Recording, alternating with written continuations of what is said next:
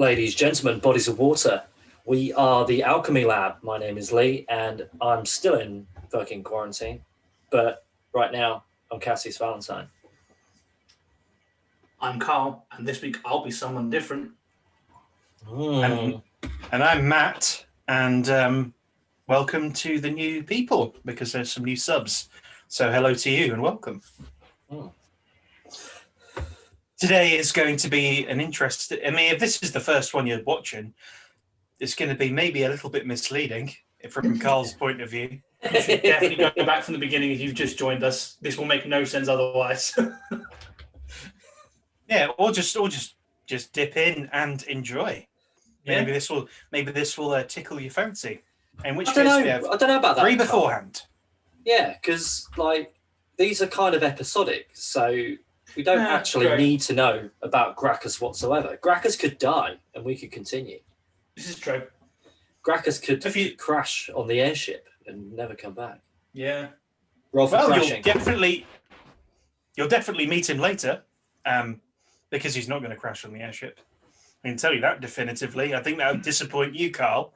If I went, oh, by the way, Graccus is... By the way, guys, Graccus is dead. He's just dead. Died off screen. He died off screen. Because I can do whatever the fuck I like. He's basically the red shirt of this crew, is what you're saying. He just meaningless death off screen. Yeah. Oh no, they always die on screen in various humiliating ways. True. That's what your thing's going to be. It's going to be that planet where it's that planet where all the red shirts die. I don't know if you've seen that episode of Star Trek where one guy gets killed by a flower. One guy gets killed by a flower. One guy steps on a rock that's really a mine. One guy gets struck by lightning. All of the red shirts just die, and they die in various silly I ways. will forever remember the Family Guy episode where they introduce it, where it's Kirk going out to the waiting. So I think Spock, Bones, and Ensign Ripley. Ah, crap. So, yeah, that's pretty much it. If we've not heard your name before, you ain't coming back. Anyway, This is your one episode, Ricky.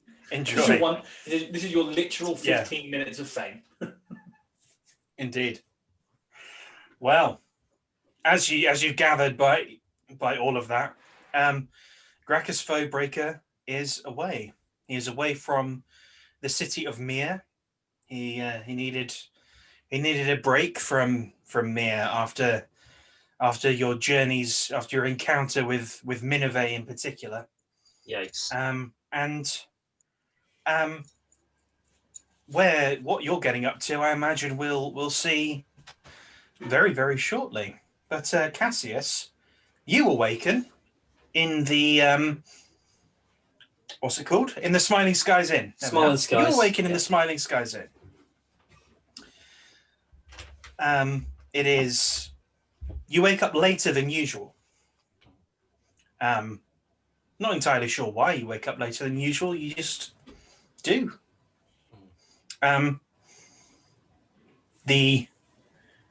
Your to-do list, your sort of internal to-do list runs through your brain like.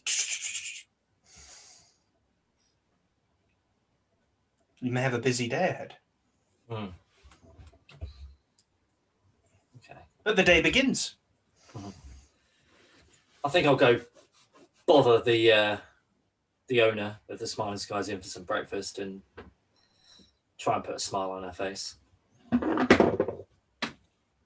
Okay. So you go downstairs. Knock is there. He's waiting for you. He's at a table. He seems to have a glass of, I think it was apple juice that they serve here. He has a glass of that waiting for you. He waves at you very energetically. A big smile, just tugging at the corners of his mouth where his beak is. Ah, good sir. Good morning. Good morning, good sir. Sit down with him. Cheers. Cheers. So is this the day after? The day after last time? How far? It's a couple of days after. Okay. It's a couple of days after. So the hangover is well and truly gone at this point. Yes. Well and truly. Good. Okay. Nock sort of rubs his wings together, just the edge of his wings. A plate of everything. 2 plates of everything it is then. I'll go up to the... Is she there? I can't remember her name. She is there. What's her Anya. name? Is her name. Anya. Lovely Anya. Hmm. I go up and she's at the bar, and I just sort of sidle up very slowly, sort of give her a smile. Good morning, lovely Anya. Good morning, Mr. Valentine. What can I do for you this morning? Well, a smile would start my day off very nicely. But after that, 2 plates of everything, please. 2 plates of everything. Well, I believe we have everything this morning, so that sounds good to me. And you can have your smile to go. That will do me just fine. And I'm Thank adding you, it to your lovely tab. I'm adding it to your tab. Very well, lovely Anya. I will take that to go when I leave today. Good morning. See Bye. that you do. As you turn away, Oh. make me a perception check, real quick. 21. As you turn away, you see her. She's sort of polishing a glass. You see her stop moving very, very suddenly. I look back at her. Cassius Valentine. You used to be one of my favorites. And now you disappoint me. Oh, goodness. Her eyes are just vacant, just staring off. She's got the glass like this. Her eyes are staring.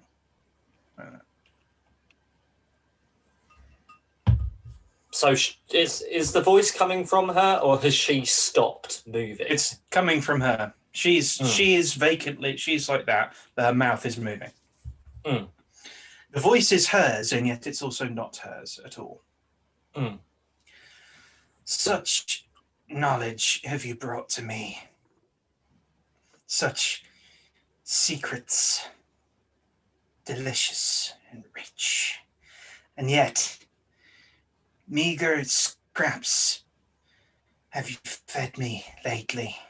Mere crumbs, scraps of nothing.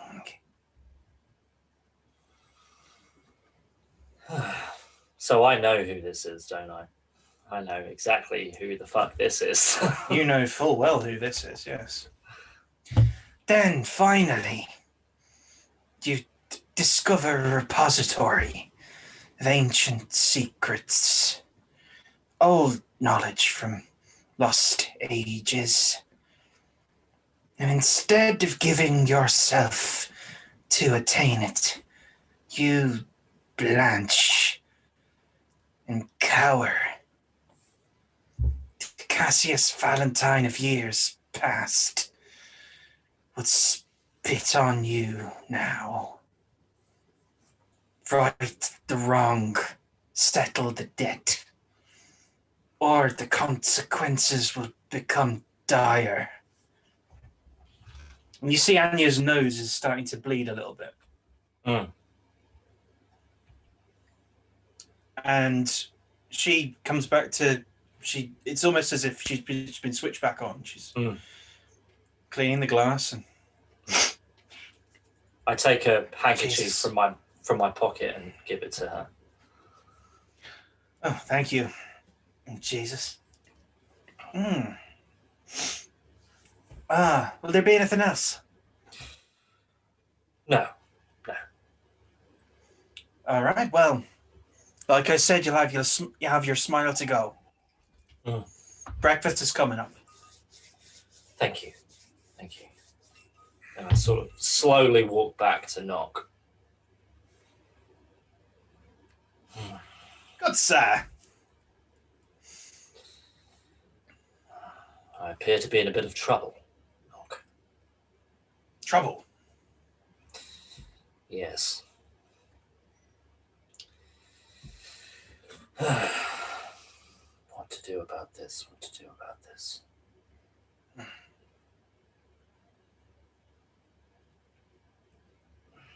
What trouble? A debt. Knock. I owe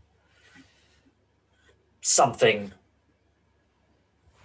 Well, I owe something a great deal. I owe my patron my powers. My warlock powers, anyway. In exchange, I pay with information. And it appears I'm in arrears. Oh. Yes. Oh.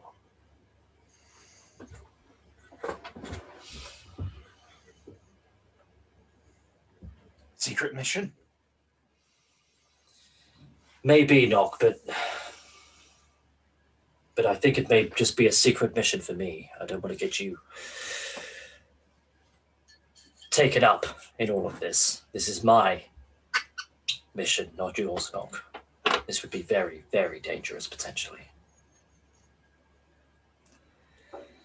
Oh.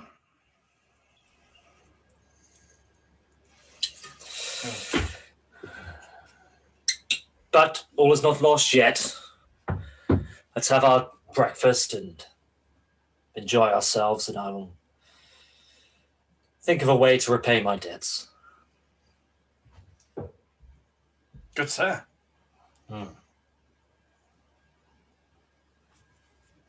Careful. Yes, I will be. Thank you, Knock. After a moment or so, the two plates arrive. Knock, as ever, has quite the appetite and shovels it into his face. It barely touches the side. The beak is just snapping away, and he's having a great time. However, you're certainly enjoying the breakfast, but there is obviously a lot on your mind. I think probably what happens is that I sort of get halfway, like as soon as Knock's done, because he's going to out-eat me, because he's going to be quick and I'm kind of going to be enjoying it, but going a bit slowly. When he's done, I'm gonna make my exit, basically. Well, Knock, I have much to do. I think I'm going to take this to my room. But I'll call on you at the Devilish Library once I know what it is that I'm about to do. Okay. Have a nice day, Knock. And I sort of, not really even looking at him, just sort of take my plate, walk upstairs. Not even any saucy banter. But just kind of just up to the stairs. Okay.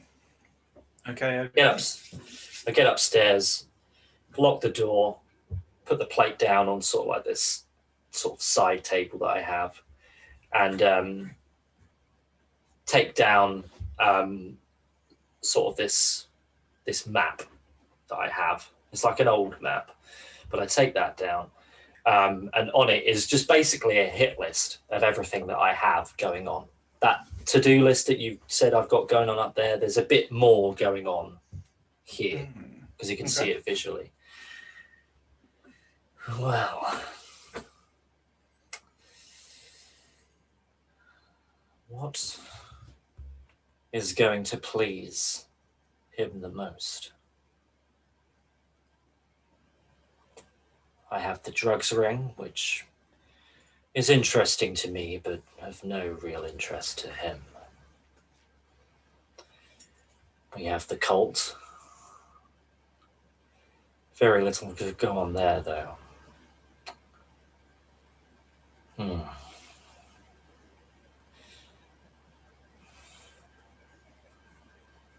Hmm.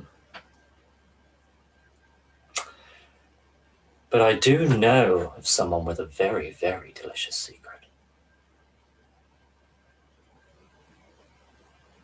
Yes. Yes, I think that will be it. And with that, I eat the food and run after Knock. Okay. Mhm. Knock is a little ways down the street, but you track him easily enough. He's not trying to hide his little footsteps. Hmm. Oh, good sir. Good sir, I know what I must do. And this, I believe, will be quite safe. What I need you to do for me is a secret mission all of its own again. Secret I mission. need you, indeed, I need you to get in touch with Charon and have him organize a meeting with Gellert. Gellert. Yes.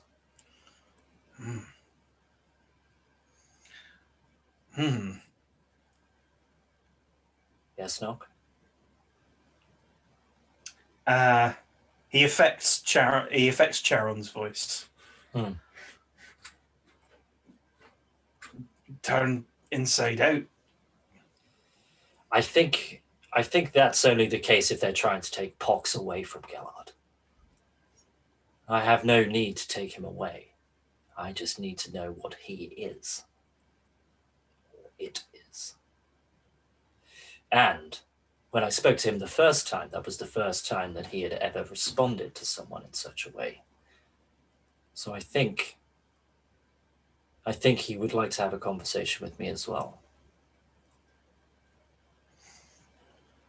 Oh. Secret mission. Yes, Knock. And while this may be being turned inside out, the person I owe will do much worse. So. Well. Good sir. Thank you, good sir. He scurries. He scurries very quickly. At the mention of danger, he's triple timing it.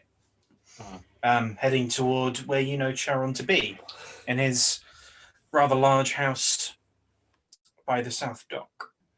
You don't hear back for another hour or so.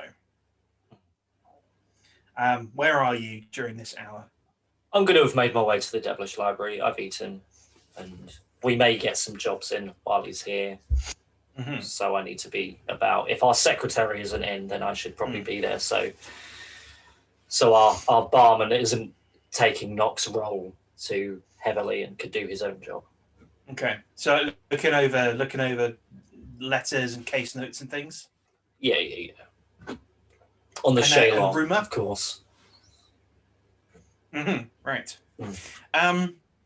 So you have kind of a pack of.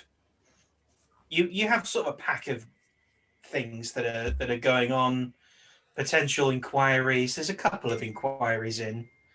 One of them is one of them carries a family crest that seems familiar to you. Make a history check real quick. Is it Sire? I have lost that dice. We'll find out. 16 plus 2, I think. Yeah, 18. Yeah, it bears. It's definitely the crest of the ZR family. Yes. Obviously, you encountered. What was her name? I should know. You encountered the daughter of the family, who had passed away and reanimated the wife of Ebroth, was it? Ebroth. Yeah. Ebroth, yeah. So they owe us a favour. They do. They owe you a favour. It seems they owe you a favour. This is. Well, do you open the letter? Yeah, absolutely. I want to see what's going on here. Yeah. So this is less a. So this seems to be a summons, sort of an inquiry into hiring the services of yourself and Graccus. There's nothing in it that seems particularly urgent, but it is an interesting thing. This is thus far quite a jump in tiers. You're tier 7, I believe they're tier 4. So this is a considerable jump, and it does well to have people up there owing you. Also, it'd be a very, very nice payday potentially. Yeah, and to not dilly dally when they're asking for you as well. Yeah, I mean, it seems so, but again, there's nothing particularly urgent in this letter. So. It's more an inquiry than anything else on your availability. I think what I'll do then, because I'd like Graccus to be there, is to write a letter back to them. Okay. To thank them for reaching out to us, and that while we would come to them to discuss this potential partnership immediately, my partner Graccus is away out of Mihre on business for some time. But as soon as he returns, we will meet them and discuss this partnership further. All right. That's the main thing of note, really.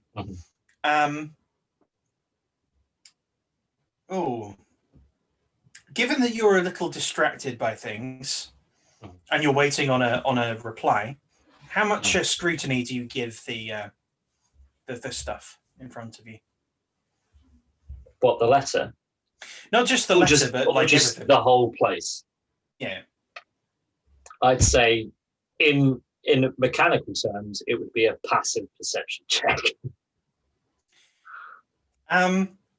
This would be. I would say passive. that it would be. I don't know if it would be that, although. Yeah, no, I think it would be that. Yeah, just make me a perception check in general. Not too good. So the narrative box holds strong. 14. Okay, so there are a couple of other inquiries there, but you are distracted and it's not easy. You don't really retain much of it. Something about and none of it's like serious. It's like something about increasing gang activity and wanting to have a look at that.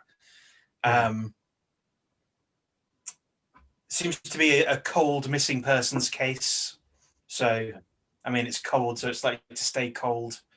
And it's not pushing anything in your brain up higher.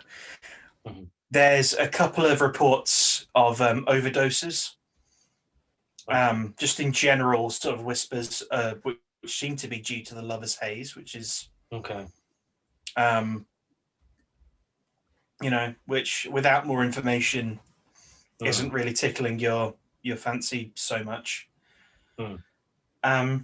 Really, the main thing is the main thing that sort of pulled you away from your troubles is that letter from the ZR family.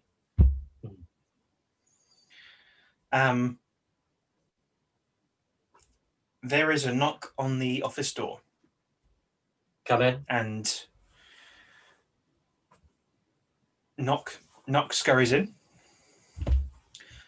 Good sir. Yeah. Oh. So, Oh, we're good. I just got a note. Okay, no, it's gone now. I got a thing saying your internet connection is unstable. All right.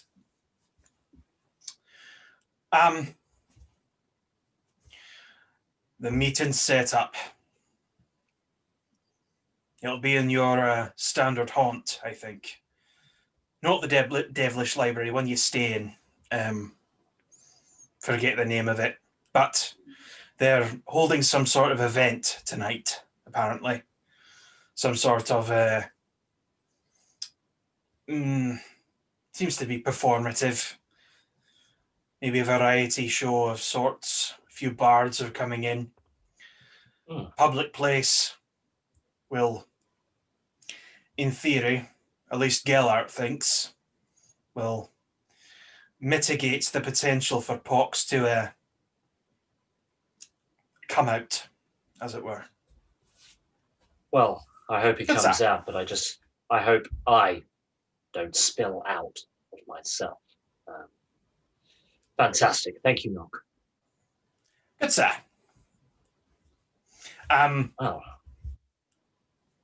Secret mission or secret mission?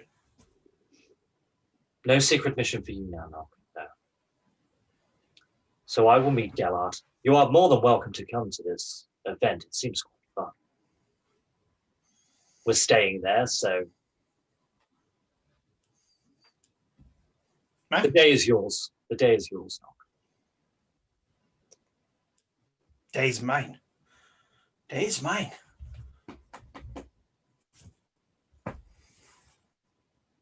I know. Okay. Well, we have an event to go to tonight, so we may as well dress for the part. He sort of his clothing is very basic. It's nicer than when you met him. He was wearing very sort of moth-eaten rags when you met him, but now it's slightly nicer. But let's go get an upgrade, Nock. Let's go to the market. Good sir. You go to the market and you pick out some clothes for him and for yourself as well. What kind of clothes are they for you and him? Because I imagine he's. I mean, for him, I just want some sort of like nice-ish business attire. If we were talking now, we'd be talking like a shirt and chinos and some nice shoes. But where he is, I don't know. I imagine it doesn't probably need shoes. The equivalent. Yeah. No. Business casual. So it's tier 7. Yeah. Yeah, I mean, it's tier 7, so you're not going to find anything high-end. No. But he looks certainly more presentable than he did. And for yourself. Just something a bit different. I mean, I'm quite well dressed as it is. But normally that's because I've got like all of my leather on and my cloak and everything. But it's nice enough. But I feel like just sort of enjoying myself tonight. If this thing's going to turn me inside out, I don't imagine any kind of leather armor is going to help that. We don't know what this thing is.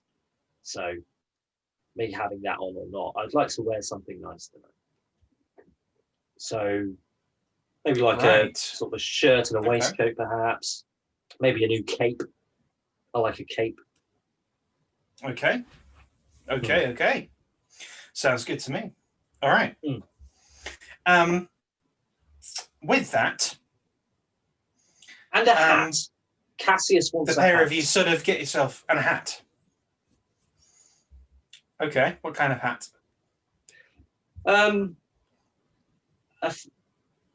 Like a brimmed hat with a feather. I want a feather. Just want to look fancy tonight. He just wants to, go out and slay Queen tonight. That's what he wants.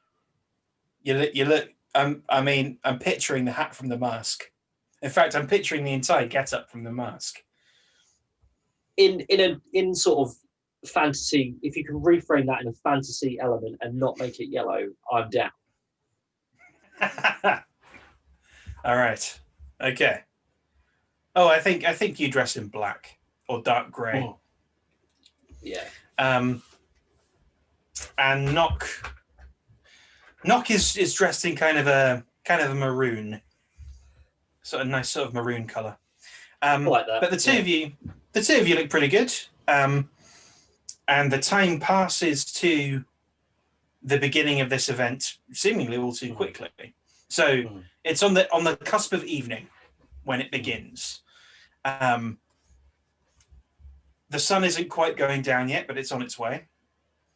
When the two of you walk into the Smiling Skies Inn, things have kicked off. Make me a perception check. Not good. 9. You spot Gellert at a table. He straightens up and gives you sort of a wave. And you hear more than see a very well spoken voice, sort of almost a musical voice that is regaling a crowd with some kind of tale. Carl, would you mind? Certainly. Gather all and hear the tale of the sword and the silver tongue, heroes of Tier 7. I am sure you are all aware of the great darkness that befell us recently, the unfortunate plague and sickness spreading through our people. Yet it was they, our heroes of this tale, who stepped up when no other could, and brought peace back to our humble homes. Gather, my friends. Knock from the door. Knock goes, "Good sir, good sirs," and he scuttles over. He scuttles over, enraptured. Cassius, what do you do? Did we? So we just got fucking barded, didn't we? We got stories about us. Damn, son. I mean, I'm not going over because I'm all about secrets. No one's going to know I'm the Silver Tongue. I'm just going straight to Gellert. Carl, what does your character look like? So he is Tabaxi. So he's very flamboyantly dressed. There's a lot of very bright colouring about him. So he has a azure cloak wrapped around him. There's not much of his actual body on show. The one thing you can see is his face, and it looks very much like an ocelot. So very pale yellow with flecks of black across it. The most striking feature about him is his piercing sort of dark green eyes. And well, we'll get into his name in a moment, but he is commanding people like an orchestra. Like he's holding everyone's attention perfectly, expertly. They're hanging on his every word. It's almost hypnotic, but well, not quite hypnotic, but almost hypnotic. Gellert is looking over as well at this tabaxi, just sort of listening a little bit. You don't know whether it's him listening really or it's Pox. So I've got to him now. I imagine you've crossed the room to him. Yeah. Good evening. Good evening. Good evening, Mr. Valentine. Please, have a seat. Have a seat. Thank you, sir. I was wondering which one was listening at that point. Oh, to you or to him? To him. Oh, I don't know. I suppose we both were. I certainly was. We'll see about him. So, what can I do for you? Well, I'd like to speak to your friend.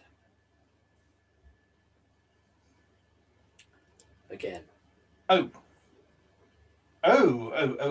You'd like to speak to him. Ah. Hmm. Right.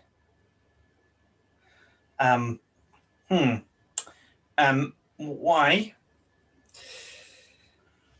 I just am fascinated by him. Now, I have heard of his exploits. I have no real requirement to take him away from you or anything like that. I merely am here to talk to him. I'm fascinated. I don't know what he'll do. I don't know. I mean, even if it goes well, I don't know what he'll do. He might not be safe. Well, if Oh, we look shut at up. safety, it would be... Ah. Hello, Pox. Hello, Cassius Valentine. Have a seat. Stop hovering around like a bad smell. You are a delight, aren't you, sir? I've never been called that. Never, ever been called a delight. Well, I'm I think curious people about normally- you. And I'm curious about you as well, Pox, so the feeling's mutual there. You're from out near the void. Very Near the void, in very fact.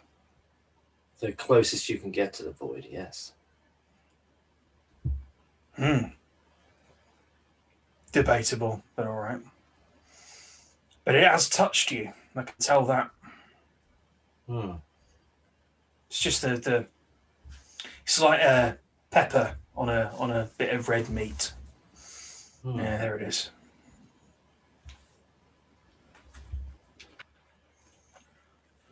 So Gellart can't do much for you. What can I do for you exactly?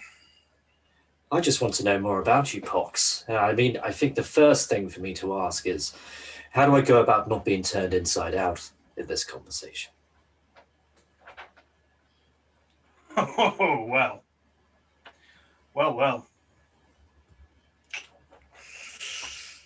That remains to be seen.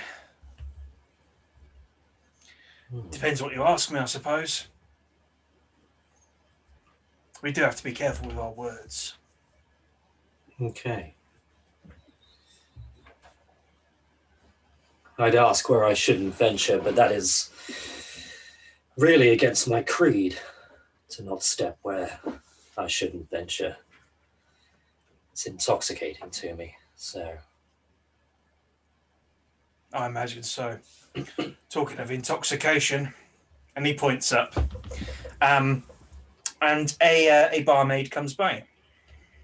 You've seen her around before in the Spiding Skies Inn. She deposits 2 glasses on the table. I ordered these a moment ago. Well, thank you, Pops. I knew you were coming in. So, don't worry. It's not been tampered with. I don't think that would be your style, would it, Pox? No. Not from what I've heard. Anyway. To you, whatever you are, sir. Indeed. So what is it? What am I drinking? It is very, very strong. Okay. It is almost, in terms of proof, it's probably 60 or 70%. It is. It is gnarly.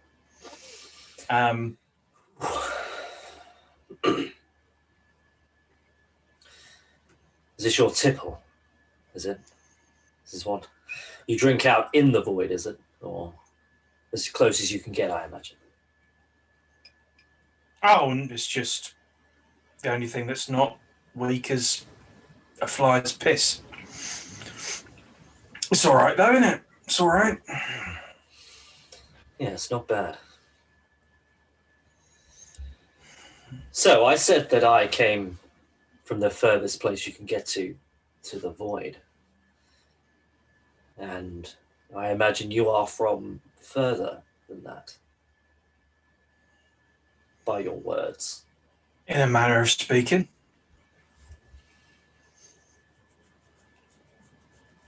And I'll be direct with you, Pox. Now, you don't have to answer this, of course. I would love it if you would. Mm-hmm. What are you? Whoa. Well, currently I'm a guest. A guest in this old noggin up here. In fact, I'm a guest in most of him. He found me, and I hitched a ride, as it were. Hmm. And by the time he noticed, there wasn't anything he could do about it, except live with it. Hitched a ride to where? Pox? Surely not Mihre. Oh, wherever things reside, wherever a bit of power resides.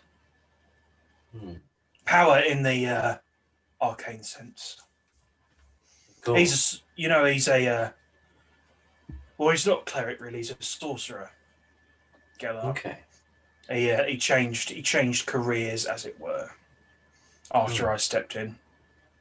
Mhm. He thought that clerical energies would counterbalance what I bring to the table.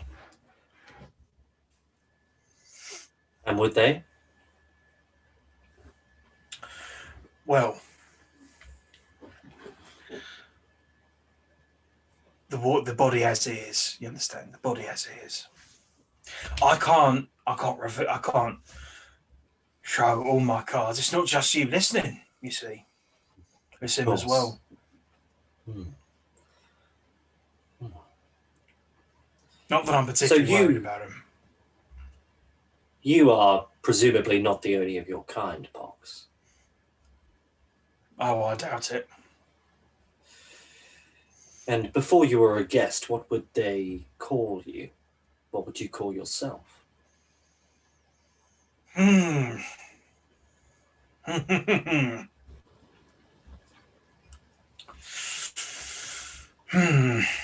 That's a tricky one, that. He snaps his fingers and catches the eye of the barmaid again. Mm. Another 2, please, if you wouldn't mind. Thank you, Gellert. Anyway, well, what would you call me? Well, you understand that the ways we communicate are a little bit different. Not just in terms of language, in terms of speaking, but in terms of even concepts, right? So, with this here, this thing, whatever this is, and this thing that feeds this, I can't really articulate it, not in any language that you speak. Did you write it down? With these, it would be tricky. Hmm. It's like it's like trying to sing a song to someone without ears. I suppose that's Right. how you would understand it, right?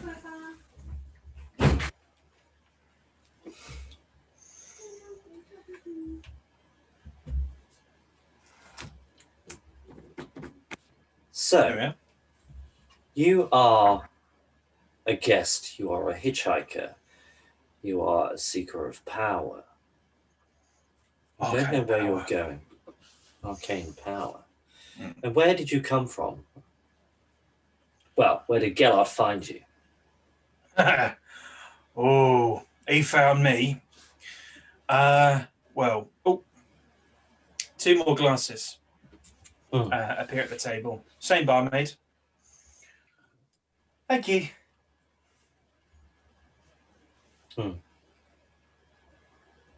One more, I think.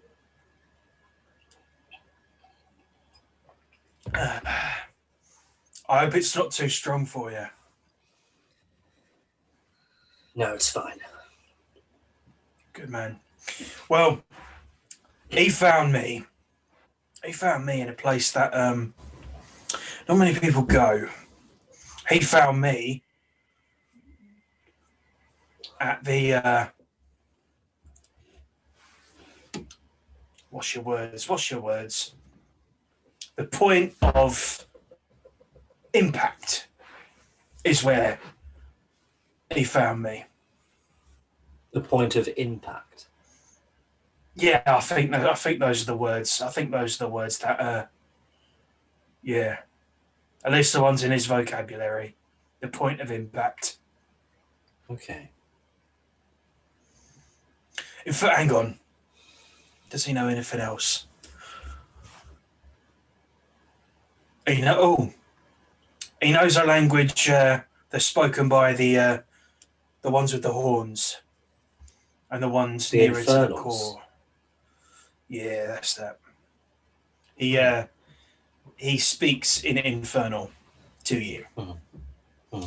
And what he says there is the scrap of the darkness. Now, I think their vocabulary ain't great either. You put them together, I think you'll find something. And that'll be the closest things, I think, to where he found me. Okay. Now I'm even more curious, Pox, because you seem to be very forthcoming with your information to me. And I have yet to see you as anything but very pleasant, Pox. Why is that? Well, I haven't really told you anything yet, for one. And I suppose I find you interesting in a way. You're the closest out to the void that has actually had a go at speaking to us. And,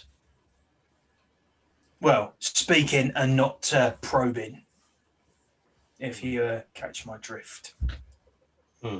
Maybe you remind me of home. So before the point of impact, you came from, well, beyond this land we call home. I call home, anyway. Something like that.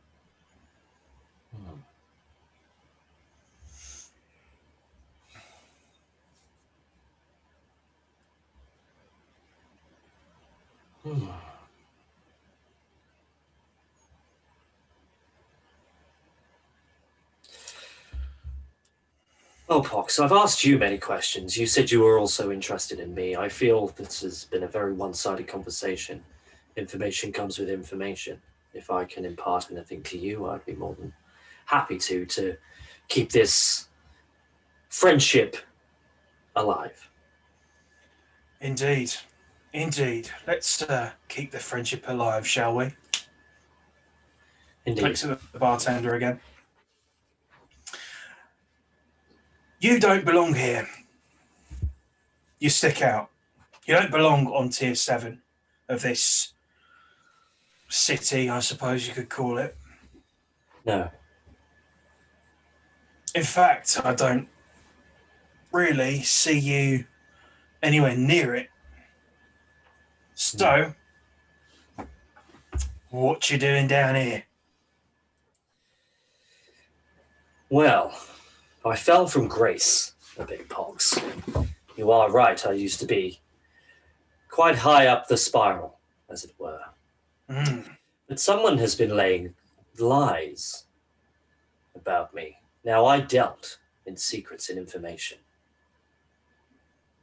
Perhaps this is why I'm quite well versed speaking to you, Pox, rather than the previous that have come before and probably know more. I understand how to deal in information. And someone has affected that business quite severely. Said my operation was, well, leaky, which is a very nasty thing to say of an archivist. It's perhaps the worst thing you could say of an archivist. Mm. Now, they're able to say this, but I'm unable to find out who this person is yet. And I was originally going to make a big score down here, move my way back up by any means necessary, but now I appear to have been stuck here with my friend for a while. But while he's gone, perhaps there is a need to look into this again. For someone who's not an archivist, as you say, you still seem very attached to secrets and information. Perhaps a fresh start would be better for you. Oh no. No, I am bound to secrets. I am bound to information. I'm a warlock, you see. Both, well, I'm a good thief, but I'm a good warlock also. Each warlock makes a pact with a patron. Mm. Everyone from my breed is bound to one particular patron. Mm. We are bound to the Seeker. We are born so far out on the void where nothing can be seen, no secrets, no information can be seen past our lands. But there is much to be found inside. Ah. He requires them. And, well, this Mihre has plenty of secrets, plenty of expensive secrets, plenty of delicious secrets, as he would say. Mm. You are one of those secrets. Well.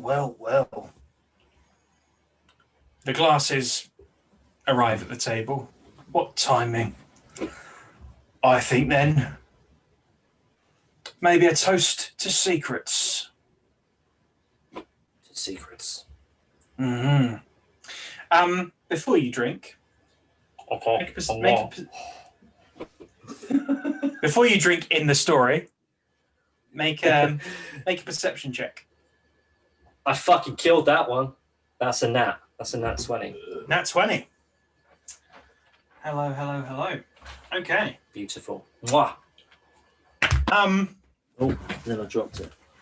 As you bring the glass to here, before the liquid quite touches your lips, you catch a scent underneath the already burning smell of the liquor. It is more acrid and more bitter, definitely different to the others, and you recognize it as some kind of poison. Some kind of poison. Some bitch is trying to poison me. You also, as you notice that and you glance up, it is a different barmaid who came and delivered the drinks and has walked away. She's not even looked back. She is just walking away and seems to be making for the back room. Pox, or Gellert, has just, bang, shotted it back without a care in the world.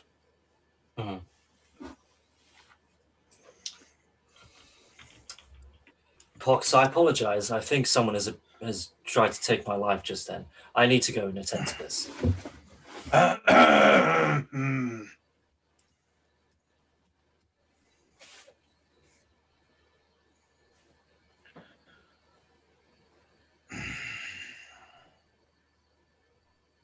Is he okay? He doesn't seem okay. He is. You see him start to shake. Pox, Gellard?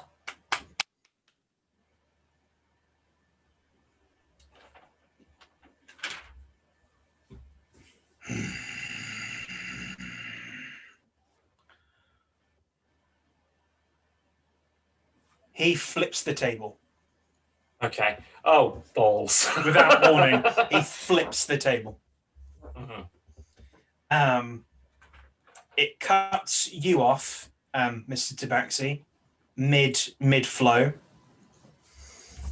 And people immediately it breaks your performative hypnosis over everybody. Everybody turns and backs up. Okay. Gellert, or Pox, slowly stands up, still shaking, and then, without warning, springs up and attaches himself to the ceiling. The ceiling cracks under the force of his.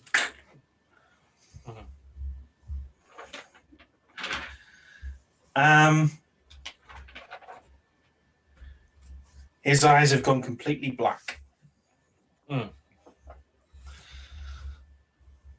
What are you doing here?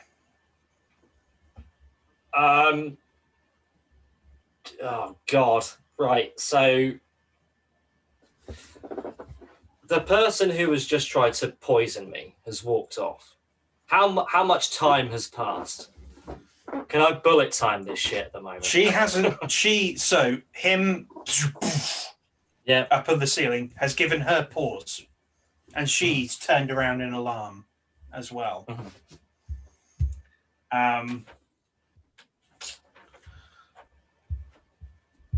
So she's still in the room. Everyone is backing away slowly from Gellert / Pox.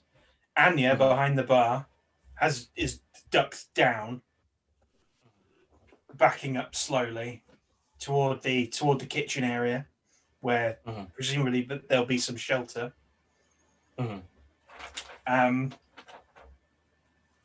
All of a sudden, everything inside the bar goes completely dark, and I would like you to roll initiative. Oh God! Carl as well. 12, 13. Fuck me! It's been a long time since we had a battle. Was it? No, actually, no. We did it last time. Did it in the last thing. You cut her in half. Yeah, no, episode before last. Time before. Yeah. All right. I meant the last case. I meant the last case. Yeah. What are your numbers, gentlemen? 13. 16. Okay. So you're first, Carl. Oh, okay.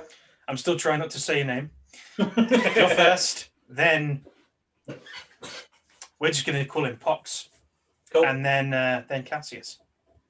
Okay. So Pox is currently attached to the ceiling, yes? Yes. Everyone, by the way, everyone is freaking out and screaming. Sure. Is yeah, it's nuts. Yeah. How far away from me is he? He is about 50 feet away from you. Okay. So I'm going to start off by using my Tabaxi natural ability of feline agility, which lets me double my movement speed till the end of this turn. Okay.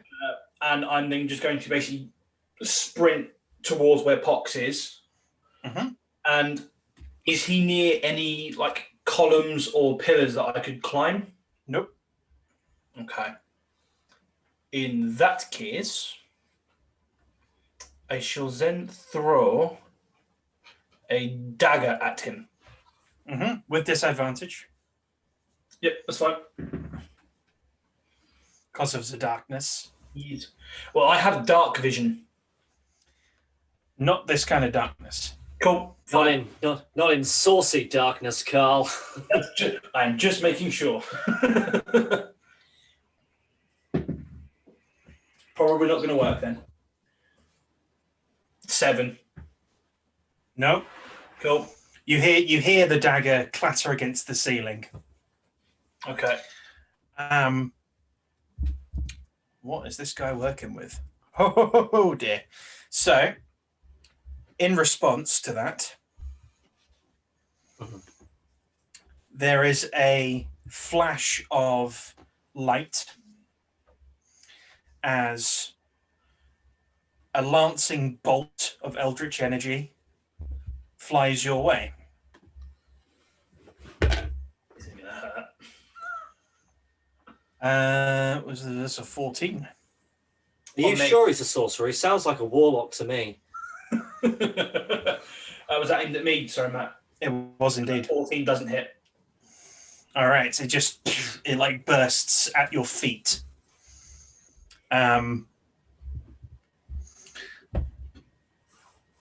He moves. I've made something canon. He moves. You hear a skittering sound over your head as he moves. He moves in a direction you're not entirely sure of. You hear a shriek from somewhere deep in the darkness. But you don't really know where from. It's completely disorienting.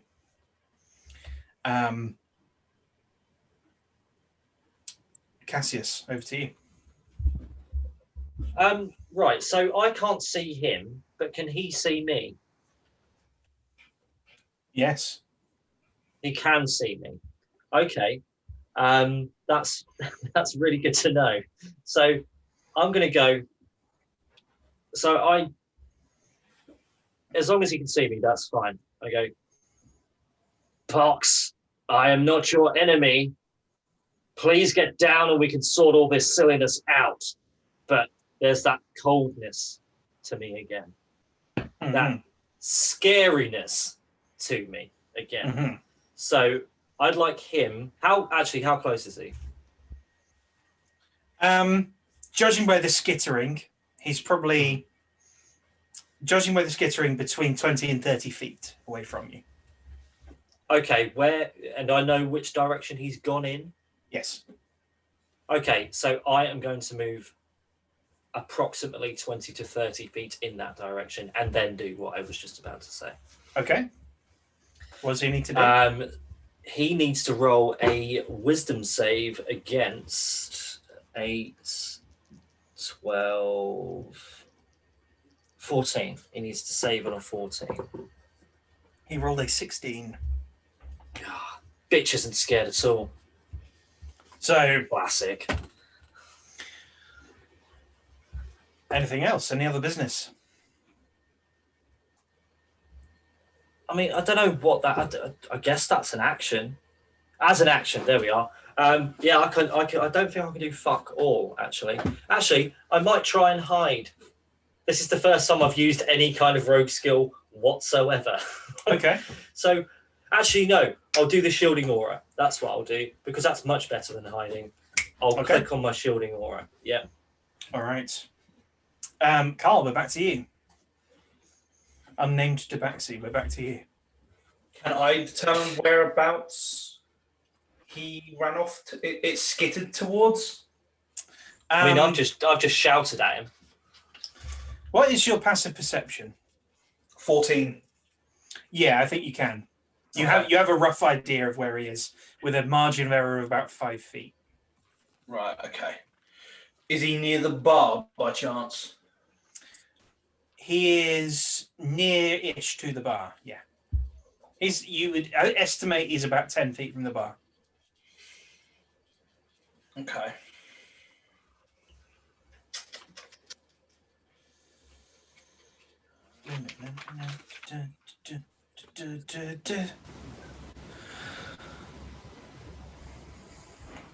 Fight music. So I've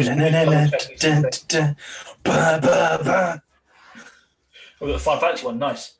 Oh yeah, That was number 7. Yep. the classic. The classic, yeah. I am going to walk towards the bar and from my pack, pull out my lantern and try and light that to see if that gives me kind of even a little bit more illumination than we're currently in. Okay. Yeah, it gives you a little bit.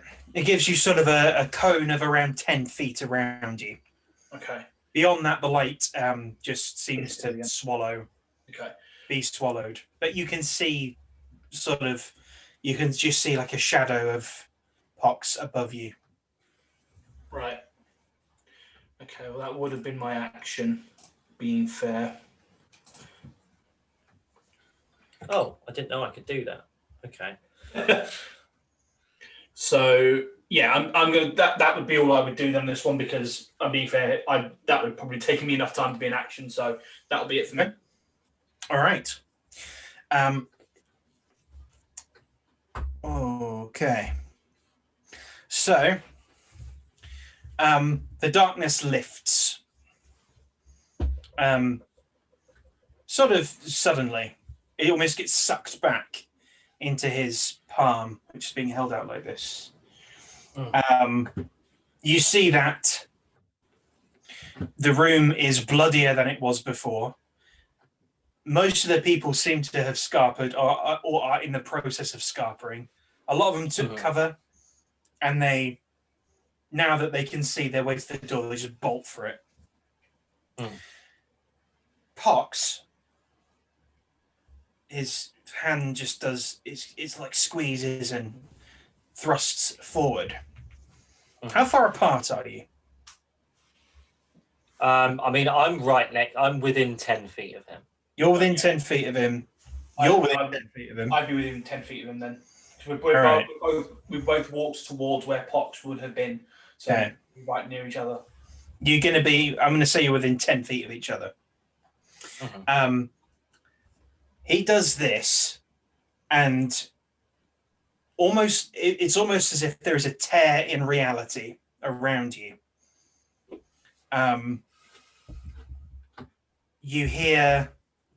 You feel immediately cold, and you hear gurgling and slurping and hissing, and you don't even know what. I mean, it's just something it's like a door has been torn open, revealing another plane of reality.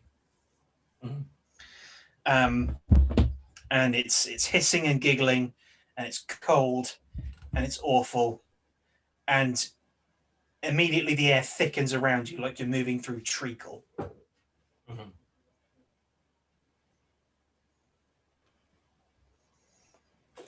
Let's see what happens to you. Now you've got that aura up, haven't you? Yeah, thank fuck for that. Thank fuck I didn't hide under a table. Yeah. that might help. Okay. So right. Okay. Cool. So he does that. And then you see him glow above you, like his entire body is glowing above you. He remains on the ceiling. He's glowing with a strange light that is immediately eaten by this tear in reality that is between you. Cassius, it's your go. So he's taken 6 damage. Based on what? Being in your aura. Okay. What kind of damage is that?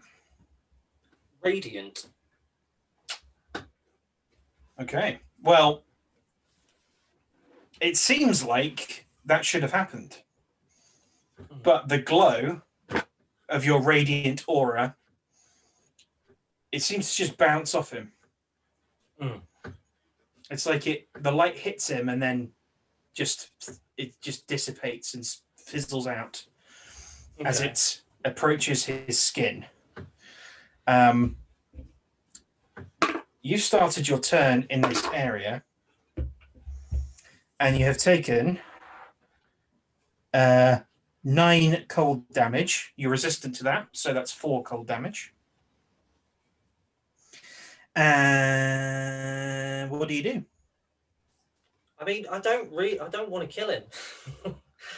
This guy is incredibly secret. He is prime secret. I don't want to kill him. So I'm going to try and appeal to him. Pox, can you hear me? Over all of this stuff, can you hear me? Are you here? The whispers around you get a bit louder. Make me a persuasion check.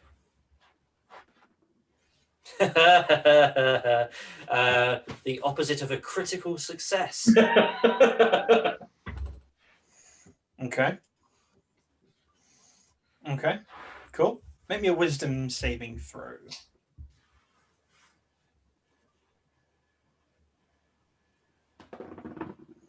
Better. 18. Okay. You feel like the claws of something try and attach themselves to your brain, but you shake them off. You take no damage, but it's almost like a warning shot was just fired across your bowels.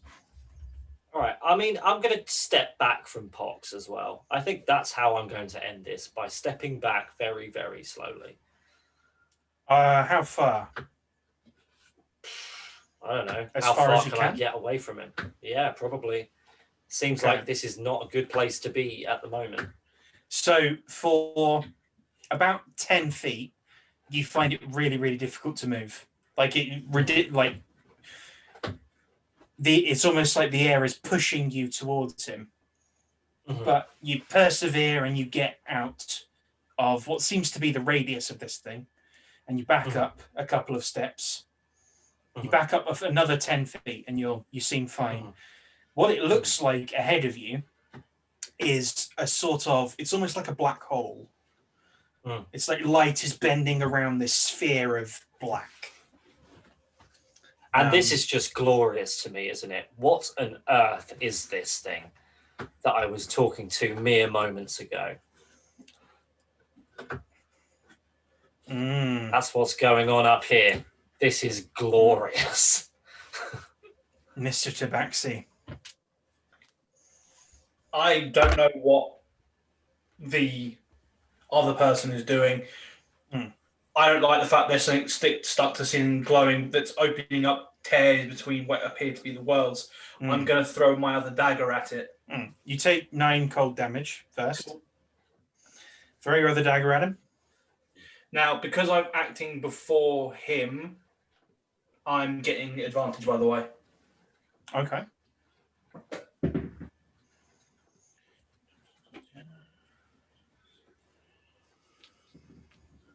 Oh, that's good. 23. 23 hits, yeah. And you're throwing that, yeah, I'm throwing it up at him. Okay. And because of that, I'm also going to use sneak attack. Okay. So that's 4. I just rolled my maximum on the sneak attack, so that's 16 damage. All right. 16 damage.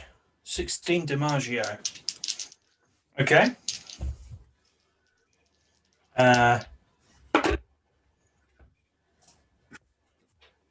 Okay. That's fine. What else? Do you move? Do you move at all? Yeah, I'm going to bonus action disengage.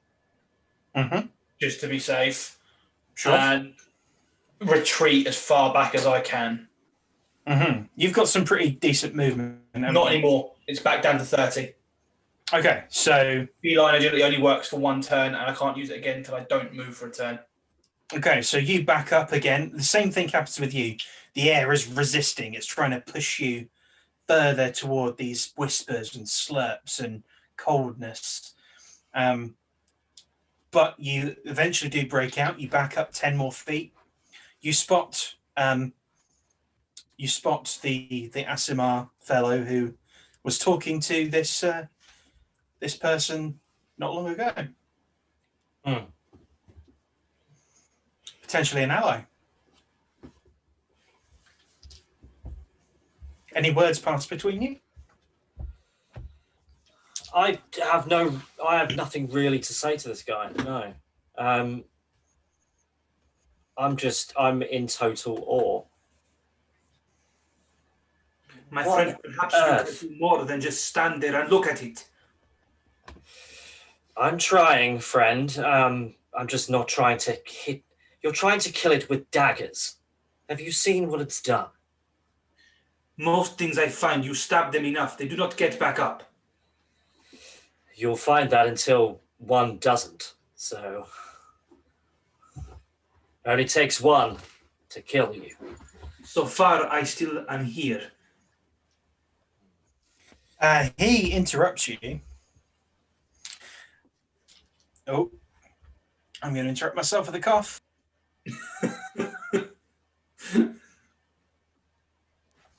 He interrupts you with a lancing bolt of eldritch energy. Once again, this one again does not hit you. The maximum. Yep. Try not to say your name. Just call me Catman. For now, it's fine. Catman. All right. And Pox. Again, so the sphere is still there.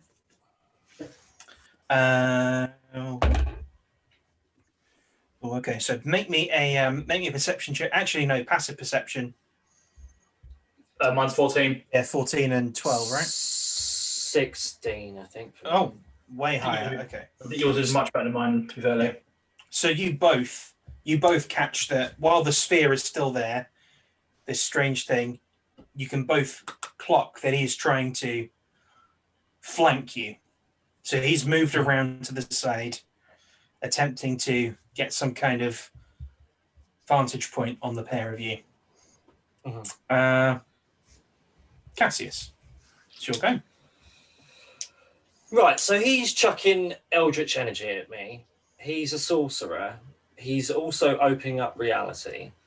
Mm-hmm. I want to use Hex. I want to use Hex on him, but I don't know what to debuff him with. I know what warlocks have got. Warlocks are good at charisma, but I don't know what sorcerers are. I think they're charisma. Mm-hmm. I just want him to stop being I so don't good at know magic. they are. I think they might be intel, possibly. I think your charisma casters off the top of my head are Paladin and Warlock. Not that I really want to meta game. But also, I want to talk him down. So I'd be going against something. I'd be going against that, wouldn't I? If you're trying to convince him, then yeah, charisma would be the stat because that would be all the perception and stuff like that. No, that's wisdom. That's all wisdom. Sorry, I meant deception and then that kind of stuff and persuasion. I'm gonna hex him on his wisdom. Okay. I'm gonna blow his wisdom up. All right. Now remind me, that just happens, doesn't it? It just happens, yeah. So I just place a curse on a creature that I can see within range until the spell ends, which is up to 1 hour. I deal an extra 1d6, blah, blah, blah, blah. Also, you choose one ability when you cast a spell. They have disadvantage on that from here on in. Okay. Sure. Pox. Anything else? Yeah. Pox, I'm serious now. If you don't stop this madness, for one, I'm going to die, so we can never have these interesting conversations ever again. The Tabaxi here is going to stick you full of daggers to see if that kills you. And, well, I think Gellart's going to have to find a new place to be, isn't he? You're going to be a guest to somewhere else. Please, this was not mine or the Tabaxi's doing. Whatever happened, it was going to happen to me as well. Persuasion. Please stand down. That's much better. But what is my persuasion? That's one. Oh no, it's one of my better ones. That's It's for sure one of your better ones. Yeah, because then I look to the other two, intimidation and performance. They're not mine. That's 21.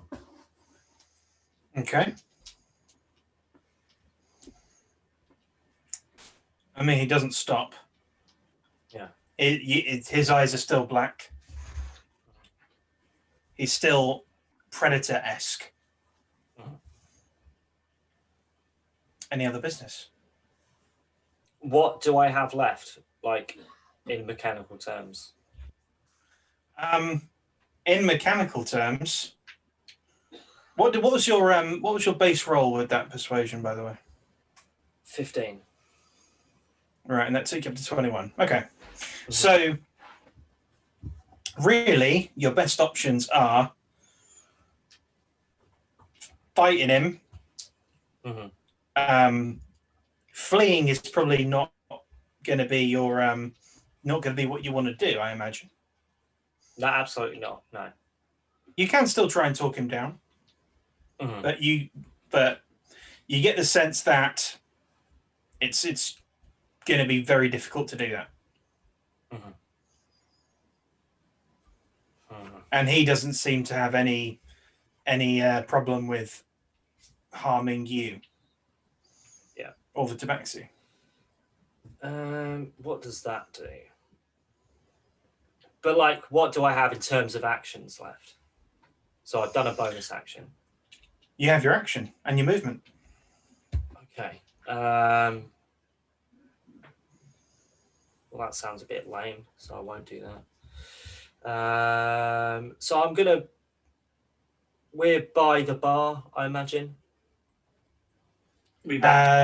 You're roughly in the middle of the room, as is Okay. he, because he's circled around. He's around about the stage area where you were, Catman. Okay. Oh, by the way, what's your name, Tabaxi? So, just so Matt doesn't have to do this anymore.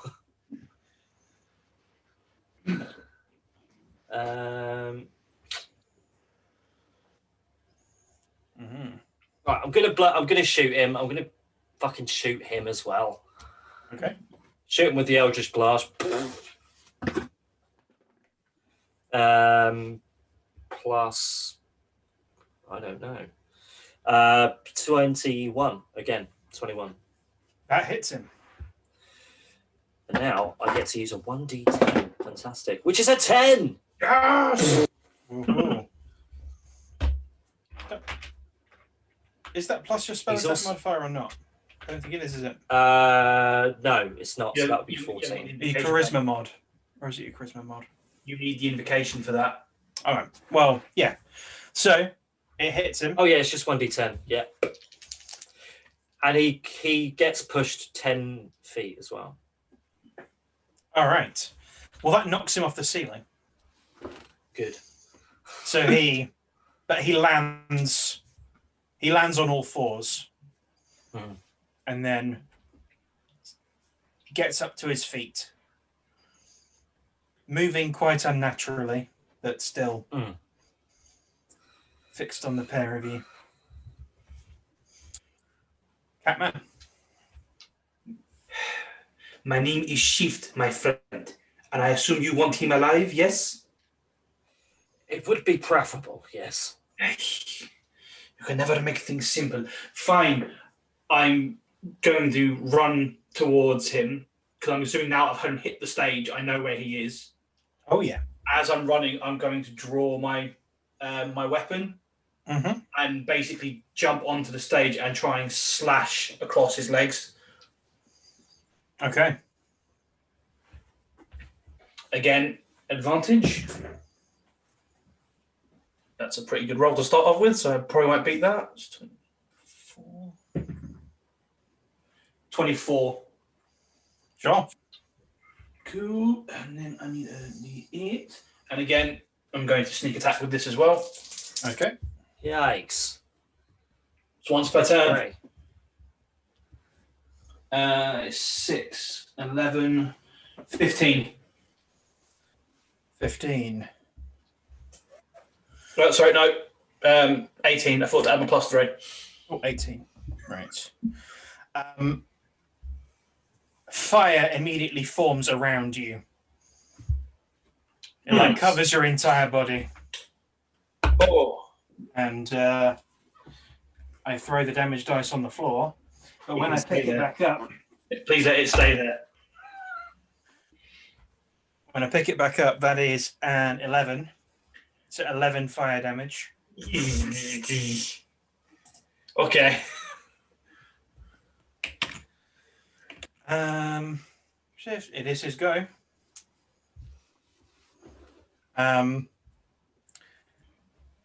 Well, you went ahead and went right back up to him, didn't you? You feel something assault your mind. Mm-hmm. And you immediately feel yourself almost like your sure-footedness kind of wavers in your mind.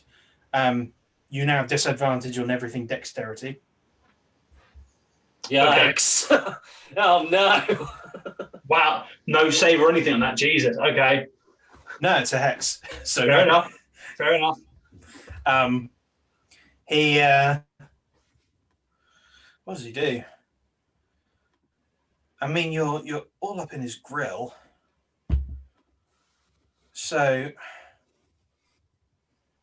You're not wearing metal, are you? No. Do you mean I'm metal not armor? asking- Yeah. No. I wasn't asking for any particular reason. Okay. I can guess what the reason is, and Shift does not like that.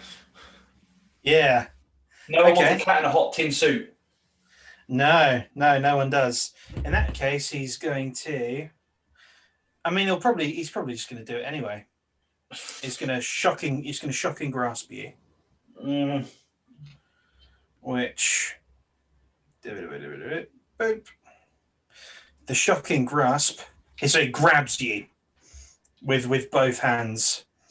Lightning courses into your body. And I think that's a D10, I want to say. Please tell me there's some kind of save on this. This is a cantrip. I'm not sure. I'm going to check. I mean, I hope so. You're grabbing me. You would think it would be. All right, let's see. Shock and grasp. Crit you touch. Noise. Okay, so this is a melee spell attack. Yeah. Right. Okay. So if I hit you, yeah, that's fair enough. Which I'm pretty sure I do, because that's 20 plus. Yeah, it hits me then. All right, so that's a D8. That is 9 lightning damage, and you can't take reactions until your next turn.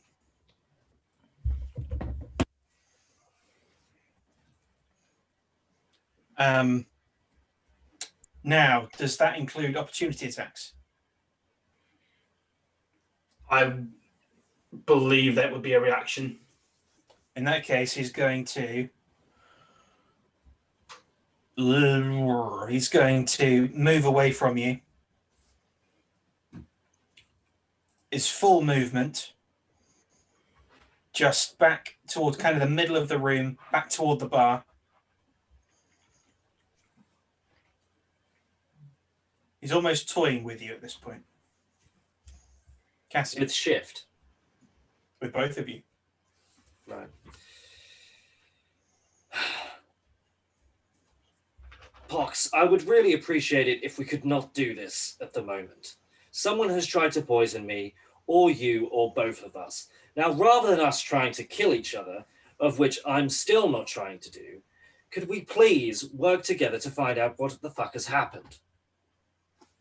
I will roll again. Okay. 25.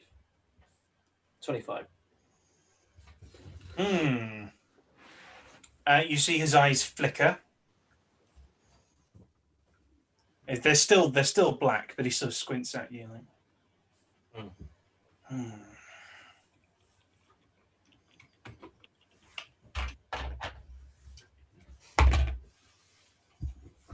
If you're doing something in wisdom, it's disadvantage, by the way. Just saying, JS. If it's insight, for example, that's disadvantage. Oh, what, toward you? Yeah. Oh no, just anything. Any wisdom, insight he fucked, he's got disadvantage. Oh, okay. Well, I mean, it doesn't. Okay, fair enough. He's going to. You see him wavering a little bit. You don't know if that's a good sign or a bad sign. Now, Pox, I'm not going to hit you with any more magic, but should you try and hurt one of us, I will have to shoot you with it. So I'm going to hold it. I'm going to hold it ready. Okay. That shit's going to hit him. That's going to hit him. So Okay. should he make a move, I'm going to hit him. Okay? Mm-hmm. Sure. Okay. With that amount. Okay. Shift.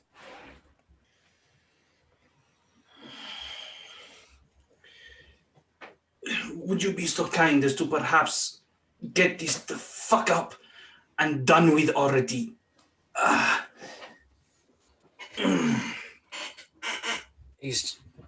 want to see what he does. If he comes at us, I'm going to hit him. You are more than welcome to stand your ground also, but if Pox has stopped, I would like to stop now. Fine.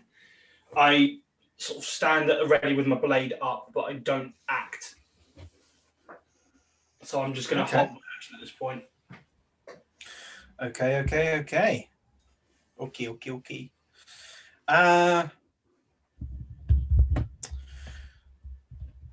What is the number on that? What is the actual number on that attack you've held?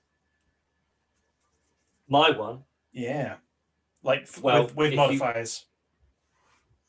There won't be a I modifier. imagine. No, it's just an Eldritch Blast. It's an Eldritch Blast. So it's going to match that dice roll. If you check the chat, you'll see how much. No, I know. But Yeah. what was So it's going to... with your spell attack modifier, what's the number? The total number? 24 then? Okay, cool. Roll your damage, because he's going to do something. So don't you just Two double dice it? rolls. You can either double it or roll 2 die. 2 die. I'll do 2 dice then. Oh, I can roll them at the same time. That'll be fun. It's what I've been doing with the old sneak attack there. Mm-hmm. So 14 base, and then if you want to add my spell attack, it would be 18. Sorry. Okay. He's matching you with one of his own. Are we going to Harry Potter this? Sounds like it. Nice. a bit like that, but not, because you're not hitting each other. They're not hitting each other's. Yeah. They're just going through. That wasn't a crit, but it was still well above your AC. Yeah. I mean, if we remember, I'm not wearing any armor, Matt. I wanted to look nice tonight. And it's well above your AC. Stupid idiot. Whoever wants to look fancy in D&D? What a fucking rookie move. Especially in tier 7. You take 16 damage, Yikes. and he lowers his hand, looks at the pair of you, and he vanishes. Make me a perception check, both of you. Come on, you bitch. Roll good. Roll good, narrative box. Yes. 22. 19. Okay. So both of you hear a from somewhere outside. You're not sure of the direction shift. You're not positive of the direction. Cassius, you can tell it's going against the wind.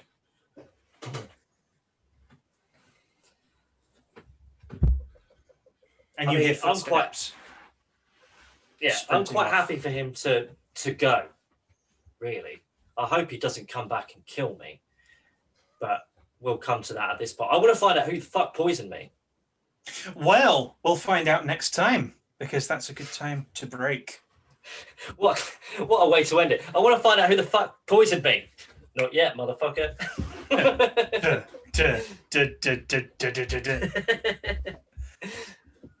All right. Brilliant. That was a long one, boys. That was a long one. It was. Yikes. I thought that one might run a bit long because of what that combat was going to be.